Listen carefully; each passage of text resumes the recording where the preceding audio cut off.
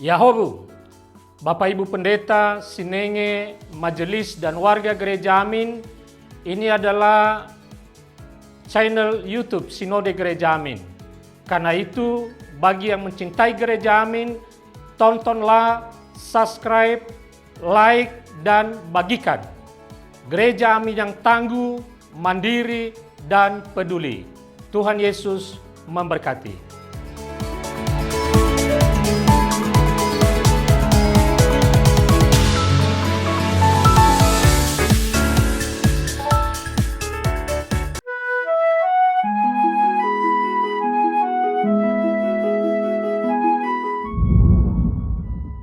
Sahabat YKB yang diberkati Tuhan, salam jumpa kembali dalam acara Wasiat Kekal, berupa renungan firman Tuhan yang memandu kehidupan kita. Bersama saya, Pendeta Roy Kemenayang dari Gereja Kristen Perjanjian Baru, GKPB, Jakarta, anggota PGIW DKI Jakarta. Renungan kita hari ini, Kamis 10 April tahun 2025, ditulis oleh Pendeta Mungkia Sasmita, dari GKI Sangkrah Solo dengan judul Pengorbanan Sungguh Bermanfaat yang dilandaskan pada kitab Yesaya 53 ayat 10 sampai dengan ayat 12. Dan yang akan menjadi pusat perenungan kita adalah Yesaya 53 ayat ke-11. Sebelumnya kita berdoa. Ya Tuhan, kami menyerahkan pembacaan dan perenungan firman-Mu pada hari ini. Kiranya Tuhan berbicara lewat apa yang akan kami dengar, sehingga yang kami dengar itu Tuhan, kami dapat melakukannya di dalam setiap kehidupan kami sebagai umat-Mu yang percaya kepadamu. Kami menyerahkan renungan hari ini, Tuhan yang memimpin dengan tuntunan dan pimpinan kuat kuasa Roh Kudus-Mu. Di dalam nama Tuhan Yesus kami berdoa. Amin. Sahabat, saya akan membacakan untuk kita yang terdapat di dalam kitab Yesaya 53 ayat yang ke-11. Bunyinya demikian. Sesudah kesusahan jiwanya, ia akan melihat terang dan menjadi puas oleh pengetahuannya.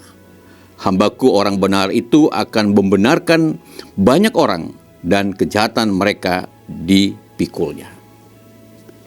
Sahabat, di masa ketika pementingan diri sendiri dianggap sebagai sesuatu yang lumrah, pengorbanan sering dianggap sebagai kebodohan, kenaifan, atau kekonyolan. Namun pada sisi lain, sebagian masyarakat juga masih tetap percaya bahwa pengorbanan demi kepentingan yang lebih luas adalah tindakan yang luhur dan mulia. Bacaan kita mengungkapkan suatu keyakinan bahwa pengorbanan orang saleh atau orang benar akan menghasilkan keselamatan bagi banyak orang. Pengorbanan sang hamba itu menghasilkan terang bagi bangsanya.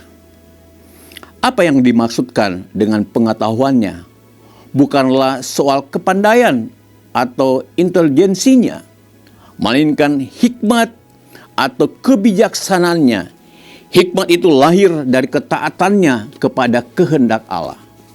Dan ketaatan sang hamba diwujudkan dalam kesediaannya untuk berkorban bagi keselamatan seluruh bangsanya. Sahabat, apa yang dinyatakan dalam kitab Yesaya ini secara sempurna diwujudkan di dalam kehidupan Tuhan Yesus. Ia adalah orang yang benar dan pengorbanannya di atas kayu salib untuk memikul dosa umat manusia, menghasilkan keselamatan bagi dunia ini. Sahabat, saat ini pengorbanan masih diyakini akan menghasilkan kebaikan dan kesejahteraan bagi orang lain. Meskipun buah dari pengorbanan memang tidak selalu segera terlihat, tidak jarang ada rentang waktu yang panjang. Namun marilah kita terus meyakini bahwa pengorbanan bagi kebaikan banyak orang bukanlah sesuatu yang konyol, bodoh, atau naif. Mari kita berdoa. Kami bersyukur ya Tuhan atas pengorbanan-Mu di kayu salib. Kau telah menebus dosa kami karena Engkau begitu mengasihi kami.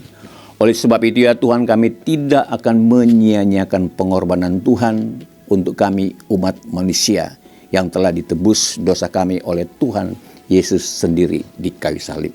Kiranya hidup kami setiap hari selalu berkenan kepadamu ya Tuhan.